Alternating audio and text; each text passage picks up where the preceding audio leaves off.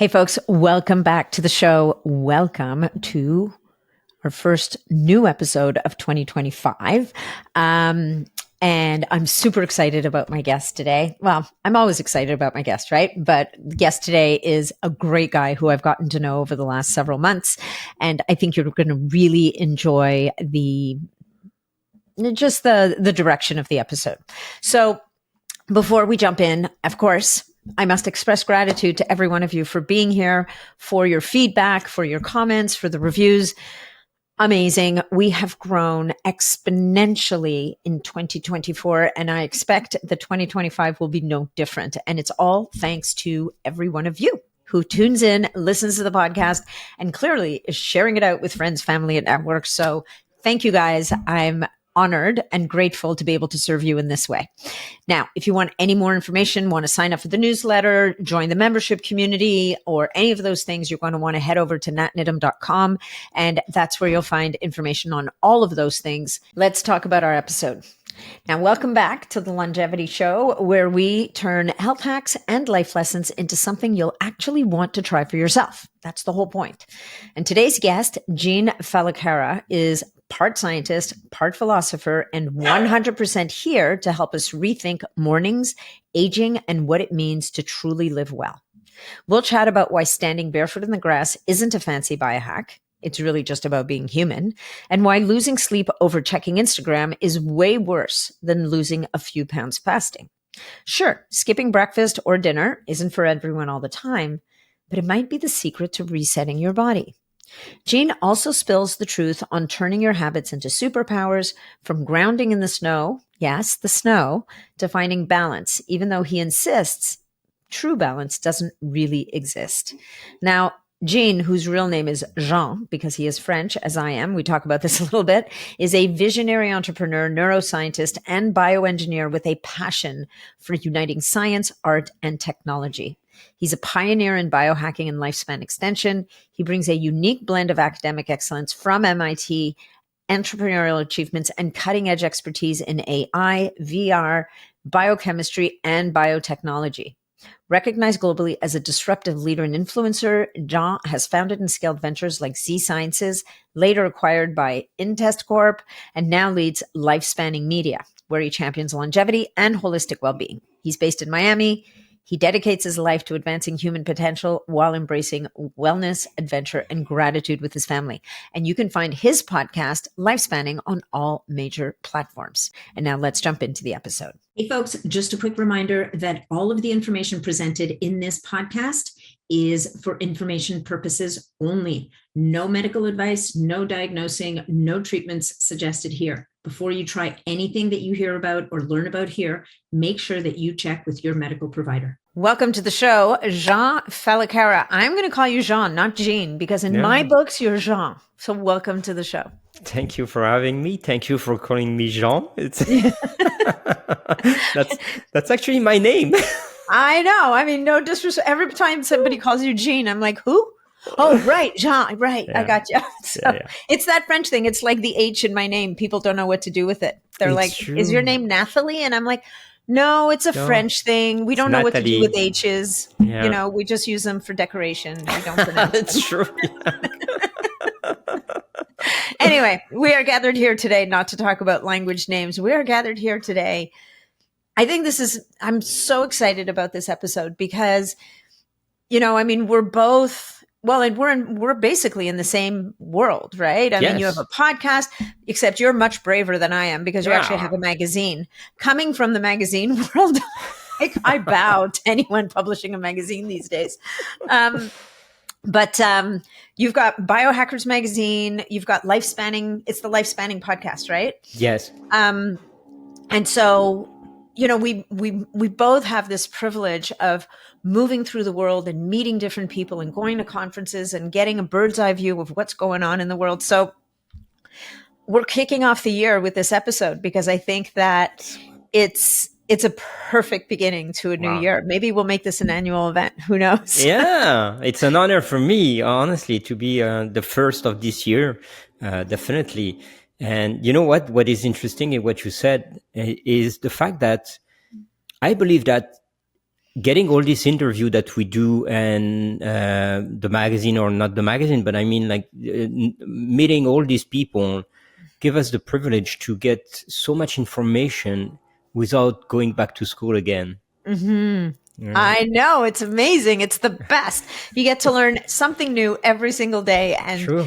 and you do it from the people who are doing the work, right? Who are making the discovery. So Right. it's really exciting. So, but I want to talk about you a little bit, because you've been in this business for a while, but it wasn't 23 all years. 23. Geez, that is a while. So let's talk about where you started and how your evolution here, and this whole transition from biohacking to life spanning, what that means to you, and the whole nine yards. So, It I means a mean, lot because it's the title of my upcoming book, From yes. Biohacking to Life Spanning. Is it really? Oh, Yes. well, there you go. Yeah, it's in the end of the publisher these days. So yeah, but I'm coming up with that book explaining the story. I think that everybody on this planet is a biohacker in a way or the Sure. other. Hmm. We are born biohacker, but we don't even know what's the definition of biohacker could be. But according to the general public, it is someone that is using the environment and elements and energy and technology and art to optimize his life. As I know, that hacking biology is impossible. It's a nonsense at the beginning. So for me, as a hardcore scientist, um, I always had some difficulties to identify myself as a biohacker because I was a scientist first, trying to Mm, optimize my brain and my biology at large. But never it has been in my mind that I'm hacking something. I hmm. was improving, like biology can be improved, can be changed, can be optimized, but hack, it's for computer, it's nothing else. So, and of course, the term became popular. Biohacking. I'm biohacking myself. I'm biohacking because I'm grounding, because I'm walking, because I'm looking at the sunshine. But Hmm. look, are we saying that every single human and species that have been born on this planet are biohacker because they were looking at the sunrise? Um, so that's the process. And even if I was like biohacking and trying to optimize my life, the difficulty was like, are we creating a movement that is really dedicated to some elite people? Because Hmm. Hmm. the other side of biohacking was like how expensive it is, like Yeah. spending six figure per year in trying to optimize your life. Is it realistic in a way or the other? And slowly but surely, from the extreme biohacker I've been before for a long time, like I've been extreme, honestly, and suddenly I realized, like, one day you wake up and you go like, damn it, I'm spending 80% of my time to extend my life 20%, and I'm a scientist. That doesn't work. I need to change that. Yeah, the math doesn't work. Well, Yeah. it's interesting. I think that, I mean, definitely we've all gone, I mean, I've gone through times where I was much more focused on every single thing that I did Hmm. during the day. And there's still things that I make sure that I do. I still have my foundation. The difference is, I think that you start to learn to bring balance to it, right? Right. And I think it's a personal line that everybody needs to draw. But you need to learn to Yeah. get that personal line. That's the thing, I think you learn, and then everything that you learn, if you put the dedication into it, because you have to be dedicated in optimizing your life, and in, like, you cannot say, I want to live longer, and then, okay, but I'm going to go for potato chips right now and a beer. So it's part of your life, and these, like, small changes that you implement one day after the other, they are stacking one to the other, and they Hmm. become habits. And this is the beauty of what we're doing. When you start the process, they become so much part of your lifestyle that they're natural behaviors. I Yeah. do remember Yeah. having a list of, I need to do this, I need to have my infrared therapy, I need to do this and that and this and that and this. Now it's like, I wake up, I go outside, I look at the sunrise, I stretch naturally, I drink my hydrogen water, I take my supplement, then I go for a bit of meditation, and I'm going to go on hydrogen therapy, but by inhalation. But it's all part of the process that it's imprinted in my life, in my lifestyle. It's not an obligation, but it's how I am. It's when you said it, it's a lifestyle, right? Right. It's like people who talk about a diet. It shouldn't be, I mean, I think that at the beginning, when you're changing the way that you nourish your body, hopefully you're doing it in a way that is sustainable, and you're doing it, you've chosen a plan that actually is not just a short-term intervention, but we move into lifestyle. We move into, at the beginning, it feels like a lot of work, but at some point it becomes, I get up, it's like getting up and brushing your teeth. Like it's the same thing. There's just a few extra steps. So, but I think that, I think that's such a powerful point. But one of the things that you said earlier, because, you're talking about inhaling hydrogen and taking a hydrogen, which already to some people who are listening, if they're new to this podcast and new to this world, they're like, what? Wait, what? Isn't that what you blow up balloons with? Like, what are you talking about? So, and I want to tell people that we can back it up even more. If you're brand new to this world of, we'll call it biohacking for now, but I think the point that you made earlier is so fantastic, that standing barefoot on the ground, for God's sake, is not biohacking. It's being human. It's going back to basics, right? Right. Biohacking, we could talk about gene therapy. We can talk about, we can talk about things that go outside of what is available to us for free. But for now, I think and we were talking about this before we even we turned on the mics, is let's go. And I mean, by now, many people have heard us talking about this. It appears that everybody's now on this bandwagon all of a sudden. It's becoming really crowded, but it's okay. It's a good bandwagon to crowd. Yeah. And that is the foundation that hopefully we're hoping, because it's accessible to pretty much everybody. That's it. But we need to explain that. Yes. Yeah, I agree. Yeah, but that's the thing, it's like, for me, when I was like, I remember like 20 years ago when we were talking about biohacking, and we were perceived as like people trying to put, I don't know, chips in our brain. And of course, I was among the first trying these transcranial direct stimulation to increase neuroplasticity. Those technology, of course, are not accessible. They're on the research level, and you are your own kind of lab rat trying on yourself, and you see that it's working. Some people will criticize, some friends from some colleague from the scientific world will criticize as well. But the more you're using those technology, the more you realize that there is no magic pill. And that's the thing, and some people that are new to this world are just like, okay, how do I have to start with a headset that gives electroshock to my brain? No, the short answer to that question is no. No, exactly. Unless you've got a serious brain disorder, but that's a different story. No. You're probably not going to be a listener.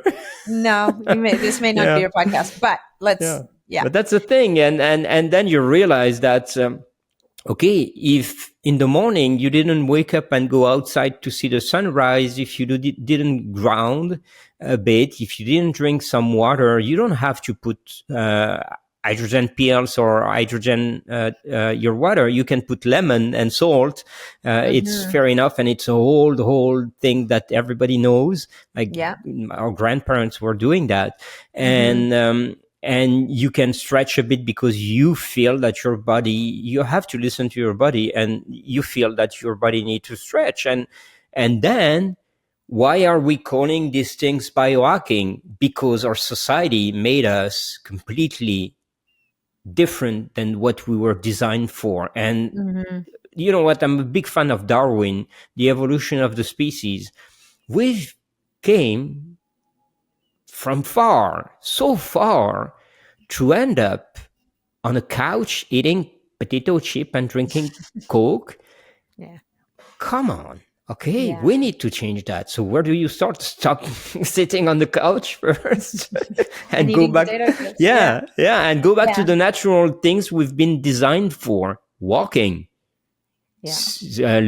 seeing living with the light, the natural light, then socializing and all these things. They don't need to be called biohacking. Yeah. They don't, but they do need, but we've become, I mean, society in general has lost its connection in many ways to Okay. what are the most basic things, right? Right. So it bears, there's on the diet side, there's package, there's convenience foods from those TV dinners that first got presented to housewives. What was it, in the 1950s or the Yeah. 1960s? And it was like a revelation, right? Yeah. We're going to free you from the kitchen. We're going to make it that you and your family, all you got to do, open the freezer, take out this little tray. You're going to pop it in the oven. You'll pull it out. You can put it in front of your table, sit in front of the TV, and have your dinner as a family. Supposedly, like it's. I think it's around that time that people really, and it was in an effort to. I think at the time it was genuinely an effort to make people's lives easier. Yeah. But And it was right. even before. Mm-hmm. Remember, like almost at the end of the Middle Age, what we've done, we were hunter-gatherer. And Yes. from there, we started to have chicken and Yeah. beef and make it easier for us not to go hunting, but to have the food available there. So I would think that obesity started to grow back then, and slowly but surely we killed ourselves with the whole process, ending up by saying like, I'm going to save your life and make this Yeah. dinner plate and things like that. Yeah. But Well, I think yeah. you'd be hard pressed to say that a farmer in the Middle Ages was necessarily living an easy, convenient life. I mean, definitely that was the shift, right? That was a big shift from hunter-gatherer society to an agricultural society, which definitely a lot of people have highlighted that transition as where things really started to change for Right. humanity. And, at the end of the day, I don't think anybody really wants to go back to being a hunter-gatherer. I mean, if they do, you can go like sell all your worldly Well, belongings. you need Learn a how to hunt. permit. You And you need need a permit. Exactly. You need a permit. So that's not entirely practical. But really, I mean, the question is, how do we live a life in the modern world where we're fulfilled, but we're also respecting our biology? And by respecting our biology, I think this is where we're coming back. And this is where, in many ways, if you think about it, a lot of the technology that is being created now is about recreating those elements of nature that we've lost contact with. Correct. Right? Like Infrared. my Yeah. infrared sauna in my Yeah. basement is all about reclaiming access to Yeah. mid, near, and far infrared rays and red infrared rays of the sun that, frankly, I live in a climate where it ain't going to happen for me. So, Yeah. For me, yes, but for you, yes, but for me, not so much. yeah. Right? No, I agree with you. But it's a very philosophical question, because how do we live in the way that we can optimize our lives the better? Like you said, the question is like, how do we avoid cutting down our lifespan and extending our health span? Yeah. This is the true question, and it starts from a very basic foundation there, like a fundamental idea is living in the present moment. We are living in an endless chase of either fame, money, success, whatsoever. We never take the time to think about, where do I stand today? What should I do in now to optimize my life, to make my life better? Because what I'm doing now at the age of 20, 30, 40, 50, 60, I'm going to have to pay it back if I don't do it right. Well, So, people don't think about that. right. Yeah. And many people don't, but they should. And instead of thinking of, oh, next year I'm going to do this and that, or, oh, next month, how I'm going to pay my bill and things like that. This is stress generator. Everything that is related to stress is related to inflammation. And inflammation is the first cause, indirectly, of mortality, because it creates cancer, heart disease, and pulmonary issues or whatsoever, and cortisol level to a certain level are not good. So how do you make sure that you're going to live your life fulfilled and accomplished? Is definitely by starting to live in the moment, being mindful of who you are, where you're coming from, because you are a human designed to live naturally first. Everything you do against the natural process of your biology will go against you and will go against your lifespan and definitely your health span. So start by doing that, and then think about what is natural. Yeah. And we go back to what we said before: sunlight, walking, diet, drinking water, and all these basic things. Yeah, no, I that's a really good point. And I think that this idea of being present and living in the present moment is, again, especially for people who live these crazy hectic lives or living in big cities, and I was actually talking, who did I interview the other day who has completely reinvented their morning routine in their home, where I think it was actually, you know who it was? It was Melissa Saunders. I don't know if have you met her? Yeah. And so she was talking, Dr. Melissa Saunders, and she was talking about how she got to the point where she was spinning out. She had a busy chiropractic practice with her husband. They were moving in 20 million different directions. I think they had 3 young children. Everybody was, and she got sick.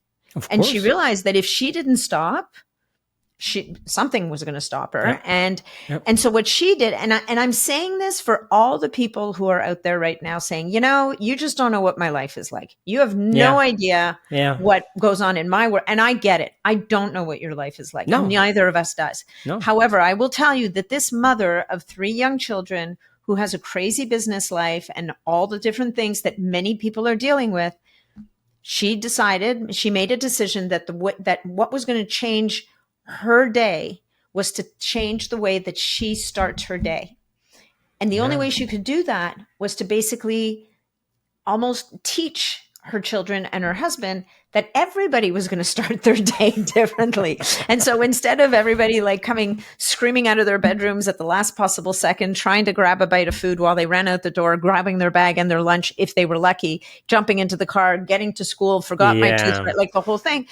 They start their day a little bit earlier, and she spends, I think it's half an hour or whatever it is, doing a meditation or breath work. She's just sitting quietly, and her kids now want to come and be with her. So that, and the way that she started it, she said, is she started out by laying out a toy for each child, right? So they could come and be with her, but they had to play with their toy, and mom wasn't, she was there, but she wasn't available, right? Yeah. And and I think that's such a beautiful thing. It's so powerful because it teaches the whole family to calm down, to slow down, to change the way they think they have to be. We don't do that. We don't educate our child to breathe. We don't educate our child to think and to stop thinking as well. And on the other perspective, you said before, I admire that. And I think that hopefully I have hope that one day these kids will teach their kids, and it's going to be like that for the rest of the world. You know what? Putting that question in your mind, how do I feel today, is a struggle. Many people are just like, oh, I'm first going to finish this, or I'm first going to make this. I'm first going to make $1 million. I'm first going to buy my first house. I'm first going to buy my car. But when they take the time to, oh, I'm here. How do I feel? How do I really feel today? Not good. Or good, but not that happy. They don't say that. They will show a face to the public, but never they make this auto-analysis. And second thing is, how many people on this planet are able to spend time with themselves? Every time I speak in public, I ask this question because there is a study that comes from John Hopkins. They put people in a room and they say, okay, you're going to spend as much time as you can with yourself. And people, yeah, easy job. Okay. They go in the room. There is no seat, nothing. There is no phone allowed, nothing. Average 11 minutes, people are out. Come on. Yes. Seriously? Yes. So that's the thing. I spend 2 hours with myself every morning because this is the way I start my day. And I need that. No phone, nothing. I meditate 20 or 30 minutes in those 2 hours.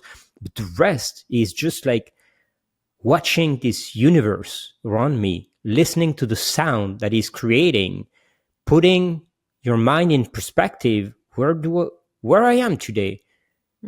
What I'm doing? What do I want to achieve today to make me better than I was yesterday? And honestly, that I have zero plan for my future. I don't project, and I'm a businessman, and I don't project. When people are, what's your projection for the next 5 years?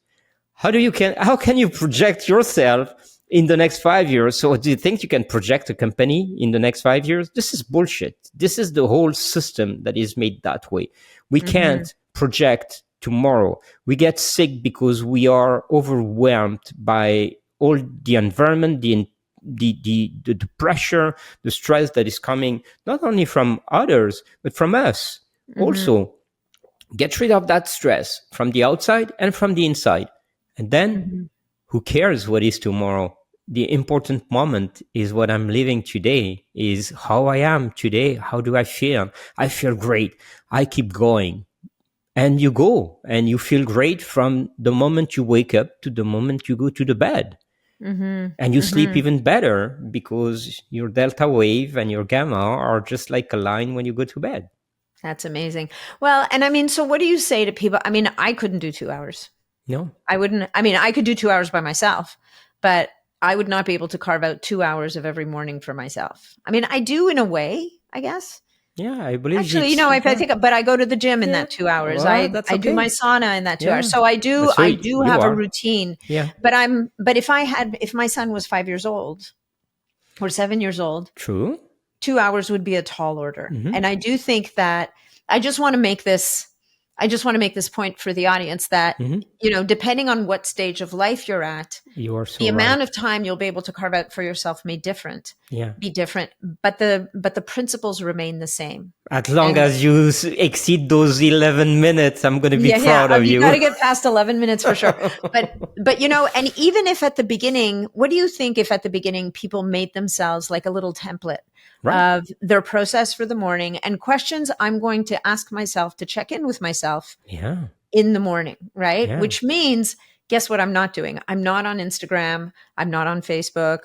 I'm not on Twitter or whatever the heck it's called now. Like I'm with me. My phone is over there because the minute my phone comes in, finished. It takes over my day. Yeah, it's over. And the stress level, you want it or you don't want it, the stress level increase. So it's the worst thing that you can do, waking up and taking your phone and opening your screen right away. My phone is off from 8:30 in the morning, is off from 9 p.m. to 8:30 in the morning. And there is no excuses, not a busy day or whatsoever. You know what create anxiety is not knowing exactly how your day is going to be, but it's also the beauty of not knowing how your day is going to be. You can construct it the way that you want because no one imposes it to you. What is happening when you open your phone? Emails coming from people that dump their last minute stuff in your inbox, and it's up to you to deal with it. And Instagram, my post didn't do well, or this guy is saying that and I didn't know that. Yeah. So all these things are like so stressful and they're useless for your future, for your wellness and mental health. And it's the same crap as TV. I don't have a TV. I haven't watched TV for, 12 years. Good for you. I have a TV. It's in my basement. I have to make an effort to get to it. Nice. But I make a conscious decision, if there's a series that I'm interested or something I'm interested in, if I'm lucky, Yeah. 3 or 4 nights a week, I might in the evening go down and check out an episode, but it has changed a lot. Right. Yeah, I probably. when we moved into this house and my husband was like, well, so the TV is going to go in the living room. I'm like, no chance, buddy. No, It's going into the basement. He's like, what? What do you mean? Because the minute that the TV is in your living room, it's it on. dominates your life. Yeah. It's so easy to just turn it on and have it on. Yeah. And it is the old cell phone. Yeah. Before we had cell phones, we had TVs that we have it all the time. It's incoming information and it interrupts your own personal programming. So, okay. So I want to kind of take this and wrap it up a little bit. And then I want to move on to the next thing, because basically what the message you have, right, for the audience is reclaim control of your time and your day and make it and start with it in the morning.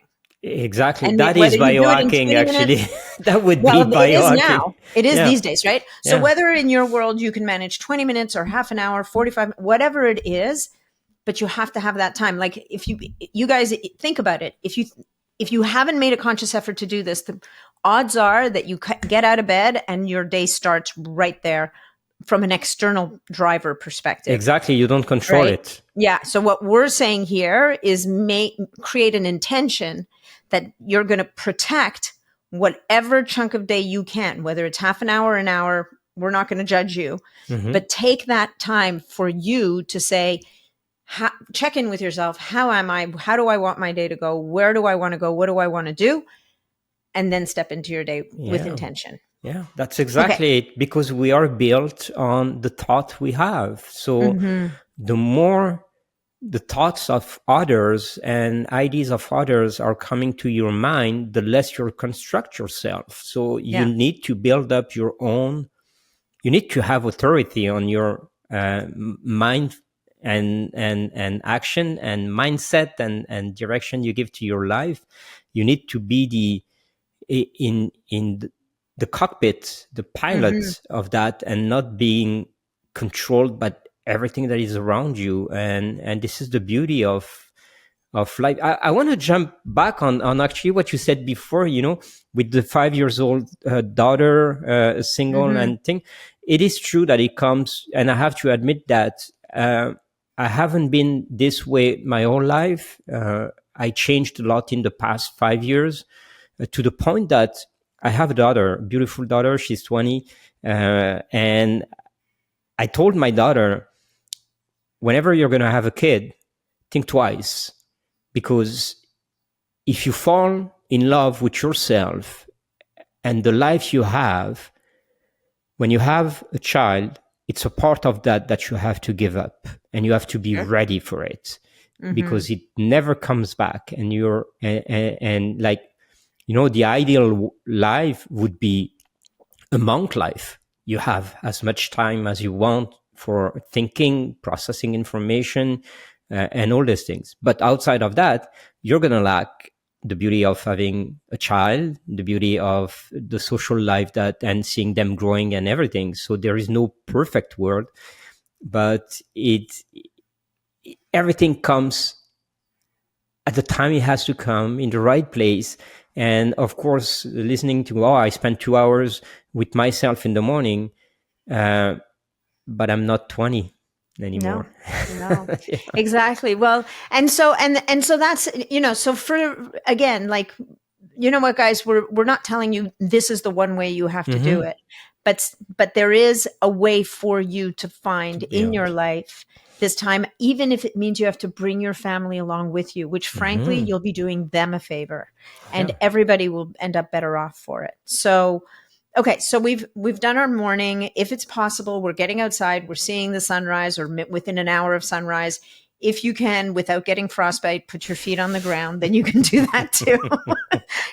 Jean lives in Florida. I just want to say, so he's in a somewhat privileged situation. Well. Allow me something. When I was in Canada for a long time, even with the snow and temperature going down to minus 40 degrees C, I was barefoot in the snow to go to my gym every morning. You're a bigger man than I am. Yeah, I'm not doing that. Yeah, and I was doing that barefoot, and I was just like on chest, on the temperature like that just because you build up resilience. And when I was finishing my workout, I was jumping in the snow to get my cold reaction. Yeah, to get your cold therapy. So I can do all of that part except for the part of standing barefoot in the snow. Standing you have barefoot in the to snow. no, you have to walk because otherwise you get frostbite. Yeah. I mean, I have, as a matter of fact, if you go far enough back in my Instagram feed, you will find a video of me doing kettlebell swings when it was minus 32 degrees outside in a sports bra and and I did have gloves on because it was a metal kettlebell and I would have lost skin. So true, yeah. Anyway, so whatever you can do to connect with nature, but more importantly, whatever you can do to connect with yourself is how you want to set up your day and to give yourself the opportunity to be intentional about how your day is going to go. So now let's move over into one of these other pillars. Maybe, I don't know, you can pick which one it is. Like, is it going to be diet? Is it going to be exercise? Is it going to be, you talked about movement a little bit. When you say walk, it's like use your body, get out of your chair. Correct. Yeah. Exercise is a big factor in longevity at large. So we know today that without exercise, you're compromising your lifespan for sure, and your health span even more. So people can live longer. Look at the people in the blue zone. They're always active. They're always moving. We are designed for that. And exercise, I'm a big fan of exercise. Like, yeah. Same. Yeah. And people know me because of my calisthenics skills.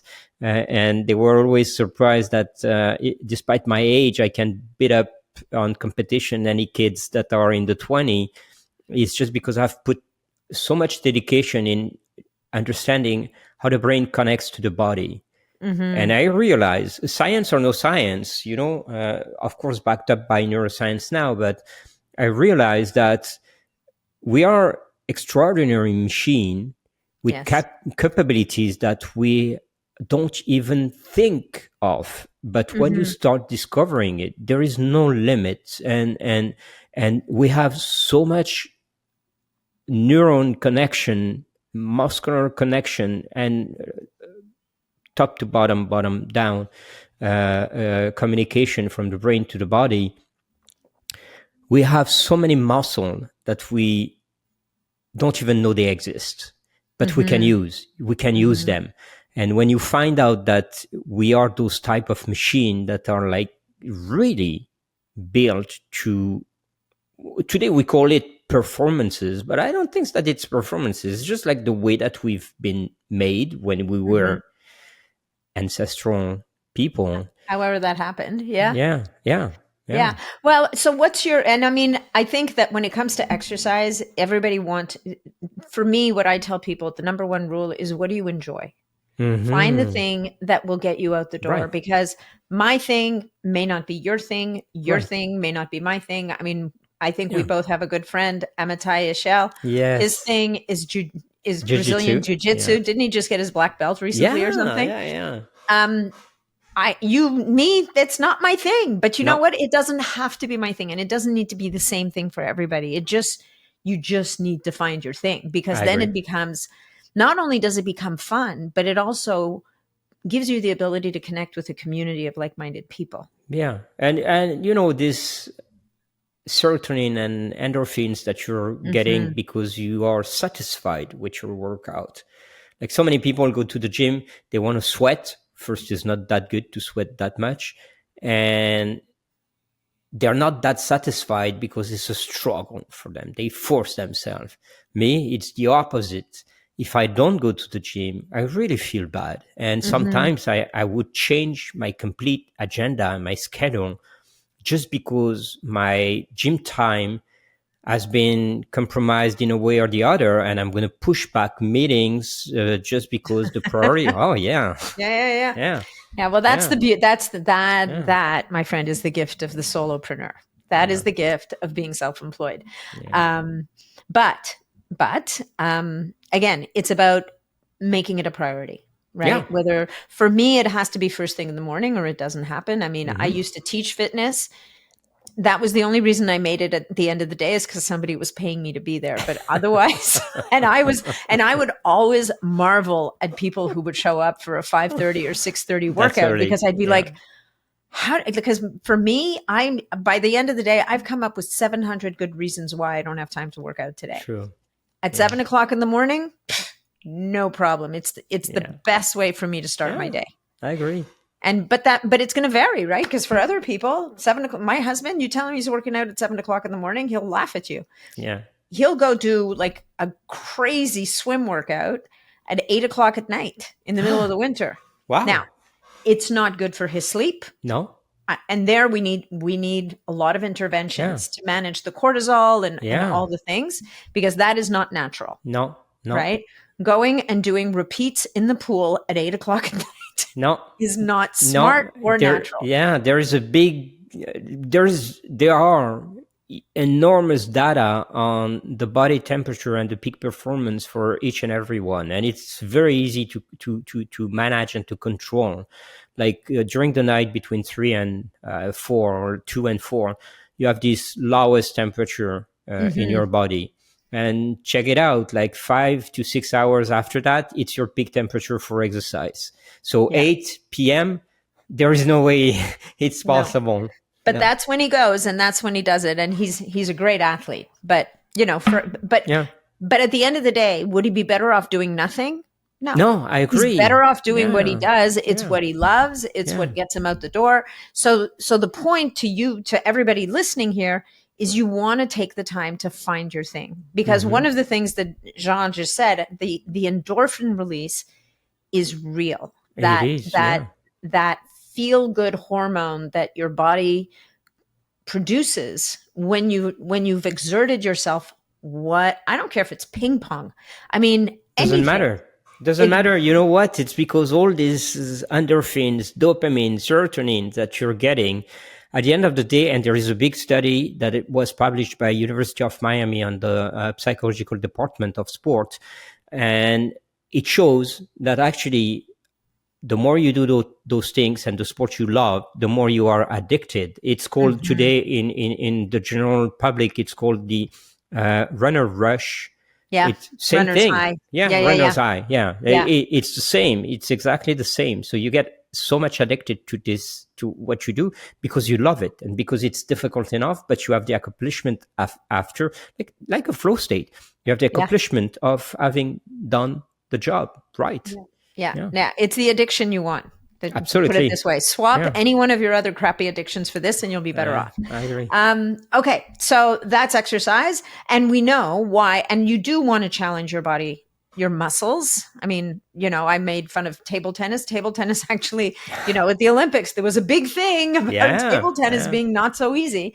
But you want to, whatever you do, you want to be building and maintaining lean muscle, because otherwise, as you age, it's going out the window. Your metabolic balance is going with it. Your ability to be independent, your cognitive health. Yeah, it's so important. After the age of 40, we lose muscle and it's hard to maintain. I do remember when we met and I was asking you, like, how can you get to 150 or 160 grams of protein today without exceeding too much plates and eat too much?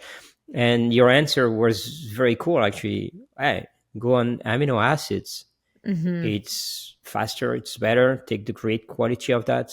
That's what I do because getting older is the struggle of that. When we were young, we would see, like, if you push for a week on heavy weight and you see your muscle like doubling almost, and when you get older you can push for a year and if you're lucky you didn't lose any. That's it. but this is interesting, right? So now we're now seeing that crossover, because what's natural is for us to decline. Right? And where we are at this juncture in humanity, those of us who are fortunate enough to have the luxury to worry about these things, is we want to make sure that we age well. And so now is where we have to, and I mean, I think this is where we lean into, whether it's technology, whether it's supplements, whether it's hormone replacement therapy. Like, now what we're saying is, okay, Mother Nature's plan, super awesome, but I need to rewrite that plan. I need to I need to, modify that plan a yeah, little bit yeah. so that I don't, because, humanity, like we've picked up and we've talked about this before, we've managed to figure out how to live a really long time. Now we want to figure out how do we live a really long time and live really well. Really well, and be able to move and be able to think and be able to take care of ourselves.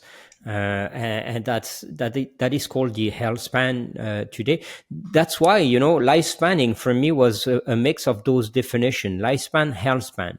And if you combine both with a pinch of salt of biohacking, it gives you lifespanning. Yeah, no, exactly. But so here's what we're talking about, folks. So we said, yes, now we can maintain muscle, but we're going to certainly, especially for women, I don't know if it's as clean cut for men, but for women, we do better if we replenish our hormones to a degree, because that loss of estrogen, it wreaks havoc with our brains, with our metabolism, with our bones, with our ability to do pretty much anything.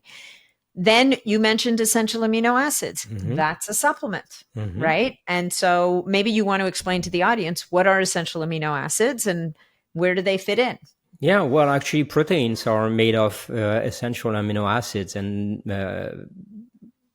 amino acid in general. So you can put them together, make a chain, and then they become branch chain amino acids. And they are actually, the beauty of amino acids is like they're the building blocks of everything, and including DNA. Yeah. So how the body works is like every time that something is happening in your body, it's a gene expression, and a gene expression is amino acid combination in between. So you take amino acids in a certain form, you dismantle these form of amino acid to create another form. This is the vector of communication in between neuron, muscle, gut, whatsoever. So amino acid, they've been called macro. So it's the first and only macro that you are required to have in sufficient quantities in your body, and it's not replaceable. Like glucose can be replaced by fat process, like it can ketones. Be converted. Can be converted, but nothing can convert fat or carbs into amino acid. So you need amino acid for your body to function. That's it. That's all. Yeah. Well, and with the essential amino acids, what we're really talking about are 9 specific amino acids that the body can't manufacture itself. If it's like primary colors, if you have red, yellow, and what is it? Red, yellow, and blue? Blue. And blue, then green. You can make all the other colors of the rainbow. Right. Yeah. Because now we put yellow and blue, we can make green. We put yellow and red, we get orange. Like, with the essential amino acids, there's 9 that your body can't make. Once it has those 9, it can make everything else. And so what we're talking about here is a supplement called essential amino acids. We all have our favorites. I have mine, you have yours. But at the end of the day, this is a supplement that can make a massive difference, because it can allow you to meet those protein requirements without over consuming energy, calories, or food in general. And the calories aspect is quite interesting, because I think that if you take 2 grams of essential amino acids, is the equivalent of 25 grams of proteins and no calories. That's the thing. So it's always a great way to supplement yourself. Of course, you cannot just replace everything you eat by amino acid. I wouldn't recommend that. No. But it's like everything in life, you will see people being extreme and going that way, but you need to be balanced. And this is all about life. Like, find the right balance. And 100%. Yeah, here's the paradox of what I just said. Balance doesn't exist. Okay. So, and that's the thing, we have to be closer enough to this line that we call balance, that is an absolute theory and impossible to achieve. And you're going to be from one side or the other side, and you're going to be jumping from one side to the other side as much as you can to stay globally on that line. So Yeah. at first you start by big jumps, but the Mm-hmm. more you know your body, the more you know how to process all this thing, the closer you're going to be to the balance line Yeah. of your life. And ultimately, I think like if we live long enough with the knowledge that we accumulate, we're pretty close, not moving that much from that line. And that's the goal. Yeah. Although I do think that physiologically our lines move sometimes. Because Certainly, certainly, I mean, you said it yourself a minute ago. When you were in your 20s, if you put your mind to it, I mean, maybe a week is exaggerating, but let's say you did a month of like 21 days, concentrated, you Yeah. dial in your nutrition, you dial in your Right. diet, you dial in all the things, and all of a sudden you've really made an impact on your body Yeah. composition. In your 50s and your 60s and your 70s, it's going to take a lot longer to do that and a lot more effort. So those, I think the joke of Mother Nature is as soon as you get it figured out, you're challenged something enough. moves, something changes, somebody ups so I think, but I think what you're saying is so interesting, because the takeaway for the audience is you're bio-individual, right? But even though we're bio-individual, the basic principles remain the same for everybody. Living by natural light, if you can, finding space and time for yourself in the morning, exercising. You get to pick the workout, but everybody's got to exercise, right? Like it doesn't matter, but everybody's got to do it. Walking, moving your body. Again, there's going to be different formulas for different people. My need for walking might be different than somebody else's, but at the end of the day, we all have to move our bodies. Now let's get to the thorniest thorn of them all and talk about nutrition, because I think that this is where, again, we're if you want to create a fight, you take 10 different people in the health space, you put them in a room and you go, okay, what's the best diet? Go. And the second question you ask, what's Trump's diet? We don't want to know. I don't care. Honestly, I don't care. And then you really start a fight. And then you ask, and what about the religion they practice to go to that diet? And then it's finished. Like you can close it's the door. all over. Yeah. But I agree on that. This is the principle of who we are. We, again, I'm going to bring back my friend Darwin. Mm-hmm. We are the total of this equation of humanity from when we started on this existence to where we are today. And if you accumulate all these practice, habits, variation and everything, it falls down to a very simple and basic principle. There is no diet. No. None. Mm-hmm. None. And even if there were diets, none are sustainable. Some can work for a short period of time, you're going to see, but the backslash that you're going to get is terrible. And then remember something. Every fat cell in your body has an imprinted epigenetic memory. Mm-hmm. You cannot fight against that. Well, you can reprogram things, but it takes time. It takes time. So again, if you do a diet and you're changing that temporarily, you have to go back to the natural behaviors. That is, like, there is no diet. You need to follow what we need as humans, pretty close to the Mediterranean diet, I would say. Mm-hmm. And then your epigenetic will pretty much express a cleaner message to your body.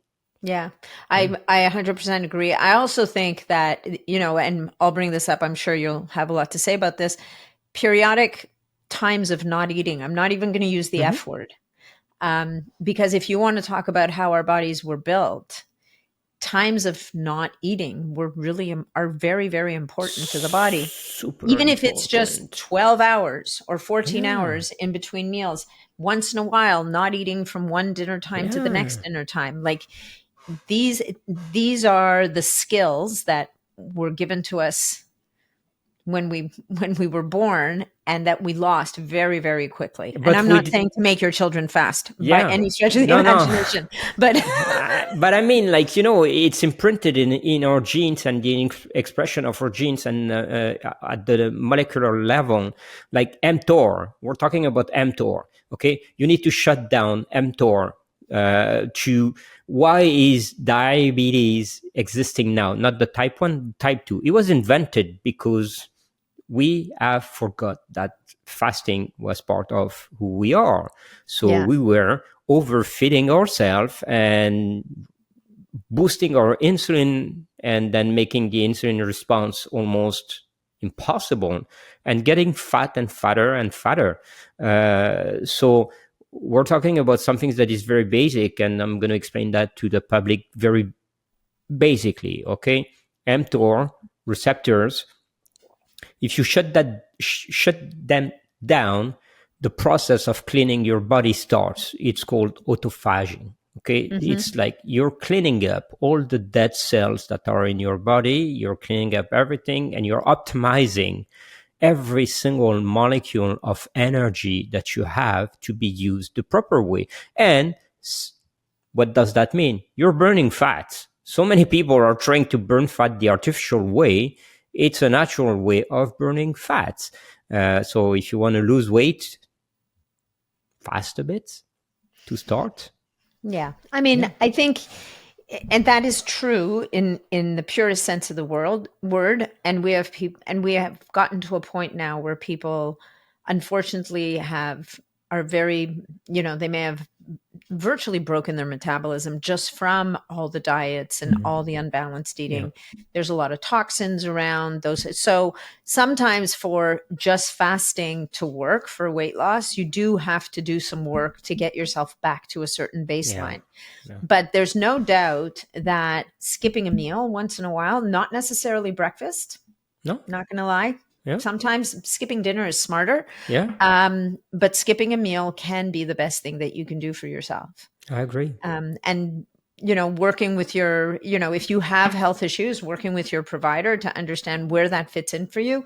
For some people, a version of a fast is just not eating from 8 o'clock at night or 7 o'clock at night till 7 o'clock the next morning. That's fine. That's a fast. That's fine. That's a fast still, and it's enough. I used to do fasting way more than I do now. Is just because I realized that even fasting every day or fasting 5 times a week was not for me for a reason. Exactly. I was losing weight super fast, super fast. I was losing, and I was losing like 2 pounds a week. And I was just like, okay, I can't do that. I can't. It's not sustainable for me. So now I fast like once a week, twice a week, because I know that the process is really beneficial for me.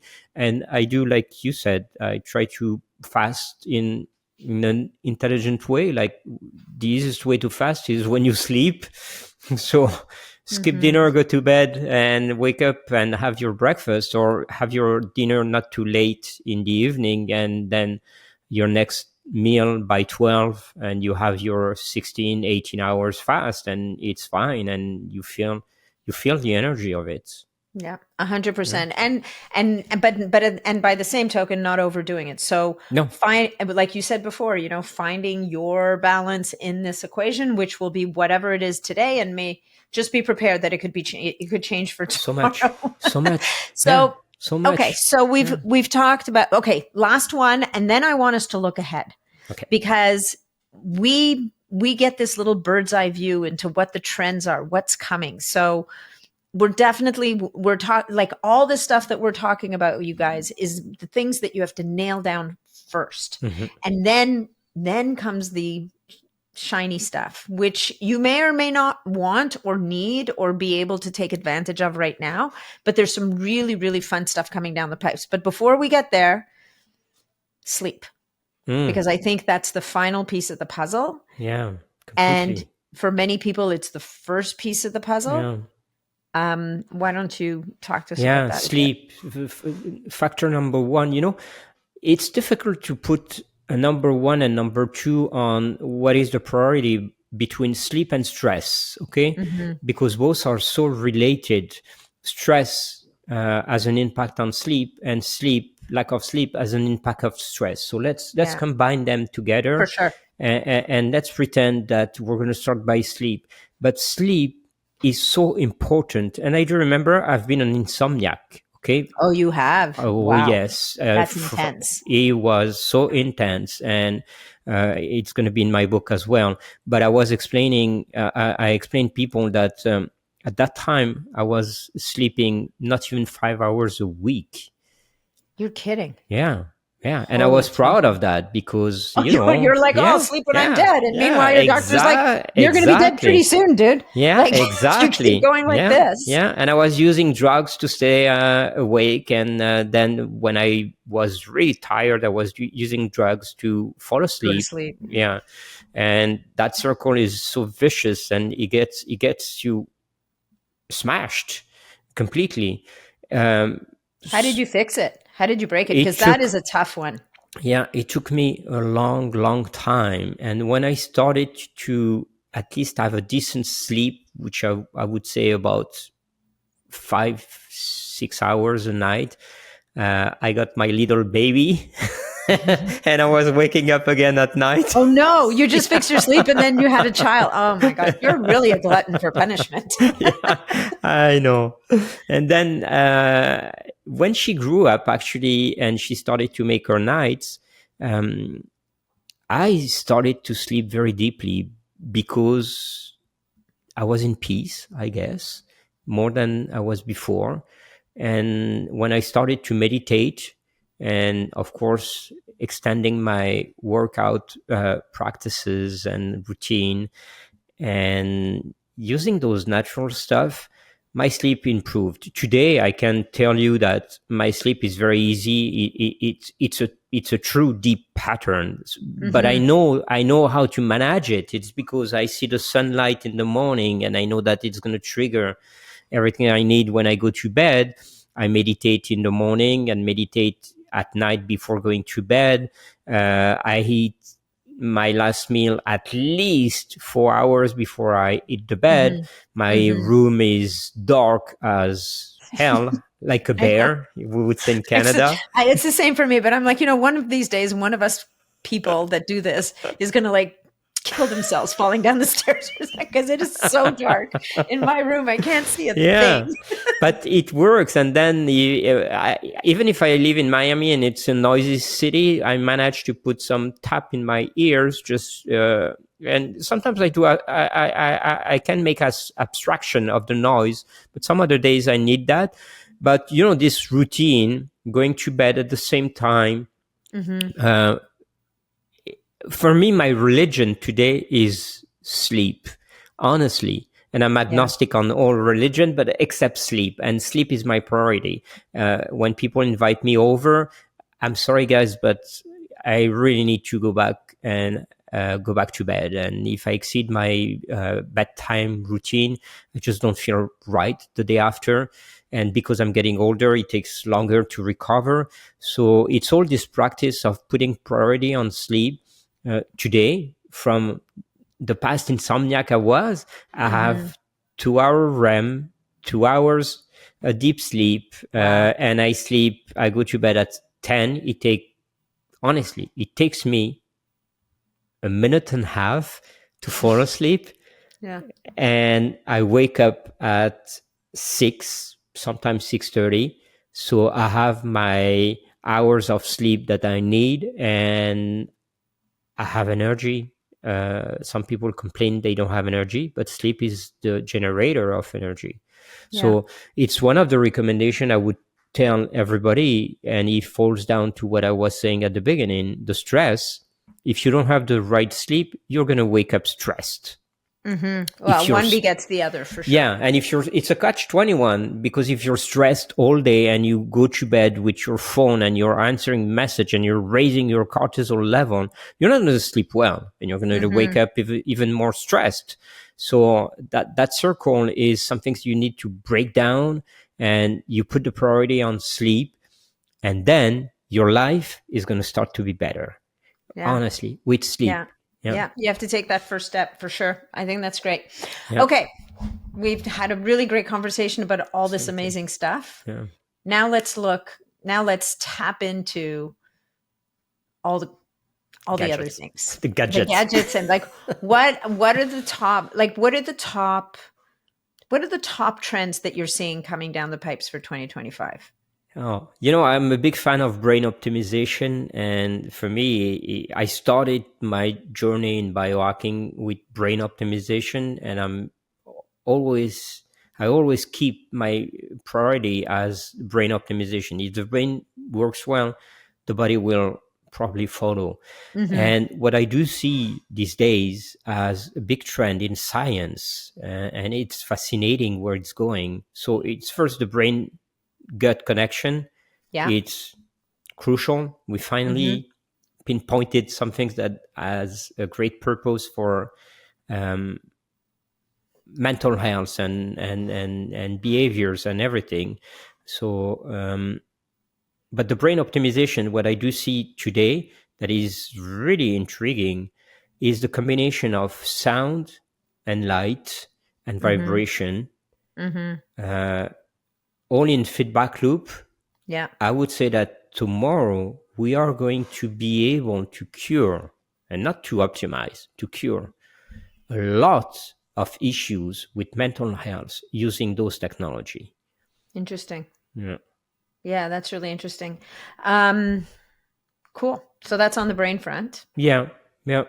What else? On the body, it's interesting, but this technology was like brought to us. You remember when we were kids and we were seeing on TV this Chinese guy with electrodes and on the belly and having electroshock on the belly. Oh yeah, the electrical stim, the muscle electrical stim, yeah. like the catalyst suit. Yeah. Things like that. Yeah, that stuff's wild. Yeah, you have one? So today, I tried that like back in the 90s, and I was just like, that doesn't work. It burns your skin, and it's nasty. Just like, it's nasty, and you have those wire around you, and it didn't seem to work very well. But recently I had the chance to try a full suit with electrodes. If I can say the brand, it's Squai. And which one? Sorry, SQAI. Yeah, SQAI. Yeah, very interesting. Like the way that is made.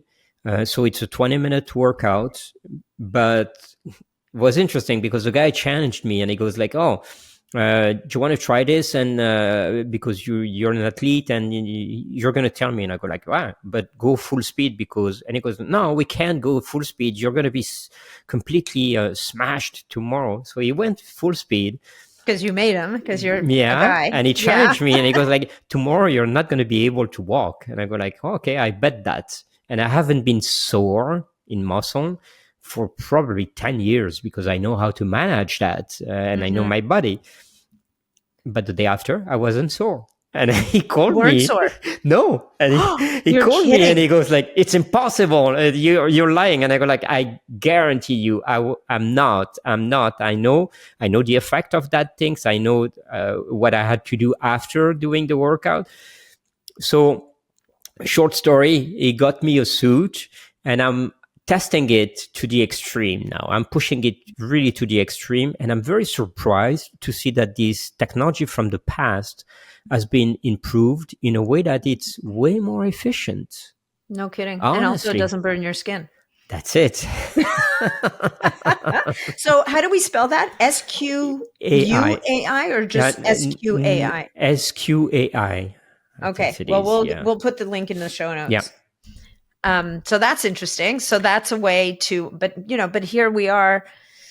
I don't want to use that word, but we're kind of hacking in that we're finding a shortcut to building muscle in less time. Well, here's the thing. Efficient. Yeah, this is my question now today, and I asked the same question to the manufacturer of these suits. Is like, for me as a scientist, I look at this very in a cold way. Okay, you are contracting muscle at a speed that is not natural.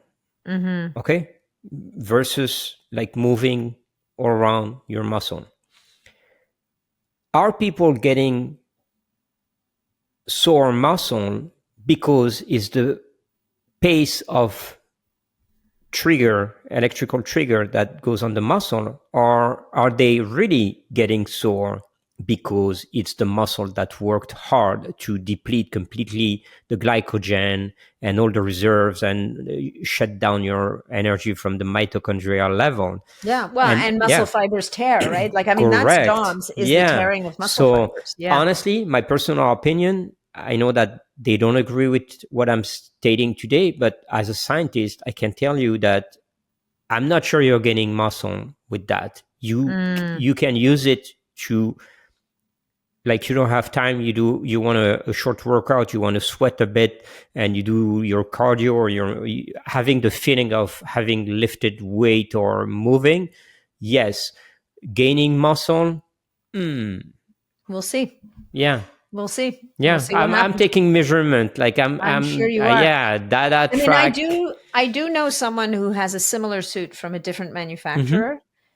She doesn't leave home without it. She takes it on her trips with her, Wow. and you should see this woman. And she's a woman. You should see her arms. Like, she Yeah. looks fantastic. So but I'm with you. I think that there's a point where you can take shortcuts, No. but sometimes you just need to do the work. Okay. Yeah. So I don't want to go too far over. We're already Yeah. over an hour, but I want to, what about in the area of testing? What are you seeing there? Because I've recently run a few tests that I'm like, My goodness. oh my God, It's so crazy. insightful. Yeah. So let's start by the top of the top.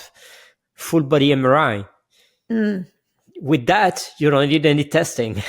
Yeah. Well, You no, that's have not all going of to give them. you, it's not going to give you biochemical information. No, I know, I mean, but I mean, like, if you are concerned about your biology and your organs and your bones and your veins and everything that is like keeping your body in shape, full body MRI will come on the top list. Is also the most expensive, but I'm amazed today that we have cancer screening stuff. You can even screen cancer from tears. from tears for women. Yeah, 100%. This is insane. This is like Yeah. so cool. And when I look at what Through Age diagnostic came up Yeah. with that kit Through Health, using AI to even go to the deepest level of knowing if you're a psychopath or not. I said, I'm not using that test. I'm not interested. I don't want to know. Yeah, but it's fascinating. And you know what? It's because of the beauty of the era we live in today.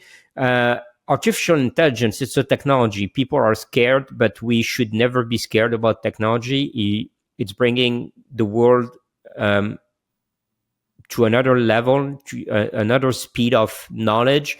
And thanks God AI exists, and thanks God those kits that were like from basic blood marker, they became more deep and epigenetics and patterns. And like, honestly, if you take a test and you have a tendency of being a psychopath, and it shows on the test, how far are we going? It's insane. It's beautiful. But the psychopath doesn't want to know that they're a psychopath. They already, and everybody else Maybe he around doesn't know. already know that they're a psychopath. So, That's the thing. When you're a psychopath, you don't know you're a psychopath. I mean, you're just you. So, Yeah. but you bring up a good point, and I think let's maybe close on this, because I mean, we could be, there's a lot out there right now, but AI and the world that we're in, and even medicine, traditional medicine. I mean, I think you're a thumbs up guy. Like, this is going to, this is absolutely going to be a force for good. Oh, yes. Like, I've been in labs, and I even worked for a pharmaceutical company when I started at the same time I was at the university. And I looked at the experiment that we were doing and the report and everything.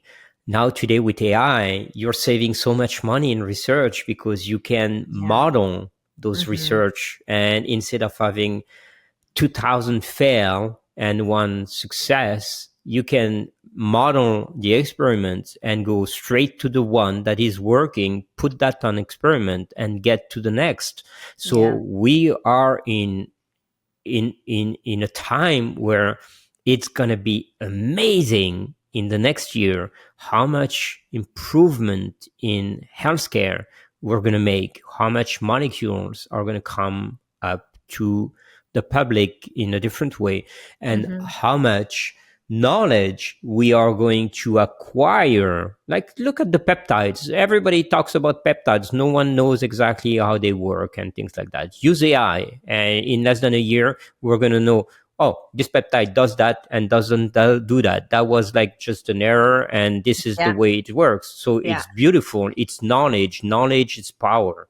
Yeah, 100%. I also think the other thing AI does for us, and there have been a few companies that have tapped into this even over the last few years, is taking massive amounts of information. So, whereas a scientist might need to create an experiment where there's as few variables as possible, now AI has the capacity to take more variables into account and start cross-referencing and making sense out of it all. So I agree with you. I mean, I think the only scary thing about AI is that whole consciousness piece, but we're not about there that yet. When it gets here. Yeah, exactly. And I think like on the research, how many publications every day are out there and made. AI will streamline that, and you're going to do a research on some things, and some people in Australia or Germany are doing the same type of research. Because of AI, the communication and the streamline of those publications will come to something that goes faster for everyone. So 100%. about the conscience, remember that we created AI, and once again I repeat, AI is a technology. So it's a technology created by us. We need to pay attention to that, to make sure that aspect of conscience stay within the border and the limits we want it to stay. It's our responsibility. It's, this is the problem for humanity. We do a lot of things and we never want to take responsibility for the things we do. So for once, and I think we're in 2025, it is time now to be all together taking responsibilities for a future, but not for us. It's almost gone for what is coming after us. Like, how many kids generation are still going to be on this planet using the things that we have created and generated or started.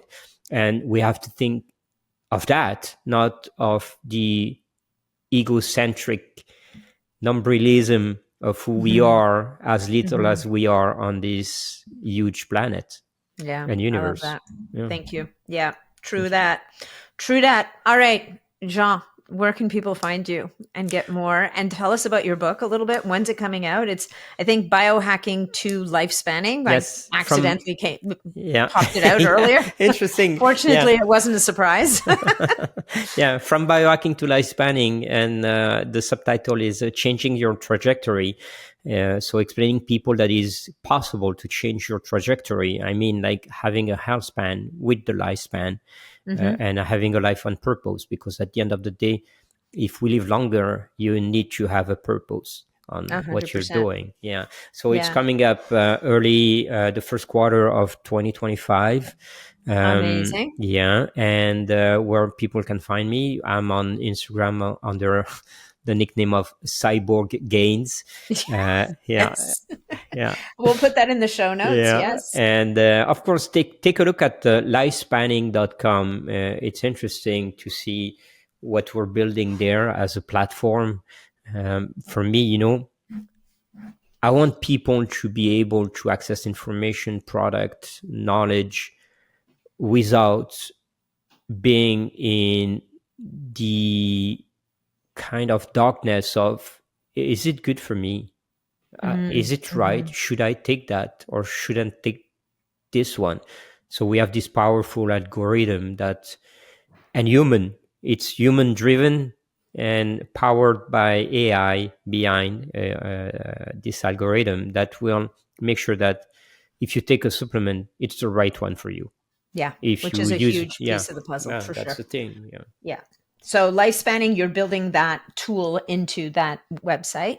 Right. And then, so we have at Cyborg Gains is you on Instagram. We have lifespanning.com and we have Biohacker Magazine. Yeah, but Biohackers Magazine page is migrating to lifespanning.com as well, because, you know, Perfect. my feeling about biohacking is still the same. I think that you cannot hack your biology. So having a magazine called Biohackers make me feel bizarre, and I want the magazine to be renamed Lifespanning Magazine sooner or Beautiful. later. Yeah. Beautiful. I love it. So the book is coming in the next Yeah. couple of months. Yeah. I can't wait to see it. And You're gonna get a copy. I can't wait. Well, Jean, it was a pleasure as always. Thank you so much for your time. Thank you. And I look forward to the next time that our paths cross. Absolutely. Thank you for having me.